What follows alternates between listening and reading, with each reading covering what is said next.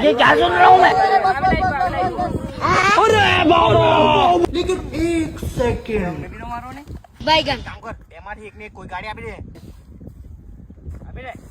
કોને જોઈએ हट बे કોને બે તું આના બની લે ચાલ નીકળ गजब बेइज्जती